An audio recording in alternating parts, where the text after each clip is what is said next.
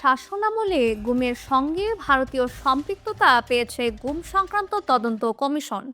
সাবেক বিচারপতি মাইনুল ইসলাম চৌধুরীর নেতৃত্বে গঠিত 5 সদস্যের এই কমিশন রাষ্ট্রীয় অতিথি ভবন যমুনায় তাদের প্রতিবেদনটি প্রধান উপদেষ্টা অধ্যাপক ডক্টর মোহাম্মদ ইউনূসের কাছে হস্তান্তর করেছে। প্রতিবেদনে উল্লেখ করা হয়েছে, গুমের শিকার কিছু ব্যক্তি ভারতের কারাগারে থাকার সম্ভাবনা রয়েছে। কমিশন এ বিষয়ে বাংলাদেশের পররাষ্ট্র ও স্বরাষ্ট্র মন্ত্রণালয়কে ভারতীয় কারাগারে আটক থাকা সম্ভাব্য বাংলাদেশি নাগরিকদের শনাক্ত করতে কার্যকর ব্যবস্থা নেওয়ার সুপারিশ করেছে। কমিশনের প্রতিবেদনে আলোচিত দুটি বহুল প্রচারিত ঘটনার মধ্যে রয়েছে বাংলাদেশ সুপ্রিম কোর্ট প্রাঙ্গণ থেকে অপহৃত শুক্রঞ্জন বালী এবং বিএনপি নেতা সালাউদ্দিন আহমেদের ঘটনা। বিশেষত সালাউদ্দিন আহমেদের অভিজ্ঞতা তুলে ধরেছে বন্দি বিনিময় ব্যবস্থার আড়ালে চলা কার্যক্রমের একটি অন্ধকার অধ্যায়।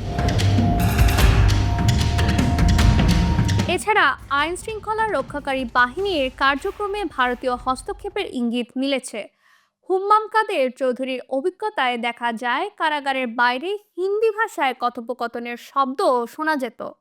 গুমের ঘটনায় আন্তর্জাতিক পরিসরে তদন্তের প্রয়োজনীয়তা তুলে ধরে কমিশন জানায়, এটি তাদের এখতিয়ারভুক্ত নয়। তবে প্রতিবেদনটি গুমের মতো গুরুতর বিষয়গুলোর পুঙ্খানুপুঙ্খ তদন্ত ও দায়বদ্ধতা নিশ্চিত করার জন্য যথাযথ পদক্ষেপ গ্রহণের আহ্বান জানিয়েছে। গুমের ঘটনা কেবল মানবাধিকার লঙ্ঘনের উদাহরণ নয়, এটি রাষ্ট্রীয় ও আন্তর্জাতিক সম্পর্কের ক্ষেত্রেও একটি জটিল সমস্যা হয়ে দাঁড়িয়েছে।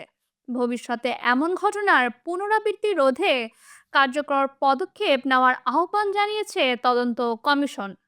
Naushin Tasnim Rahman, Dhaka west news.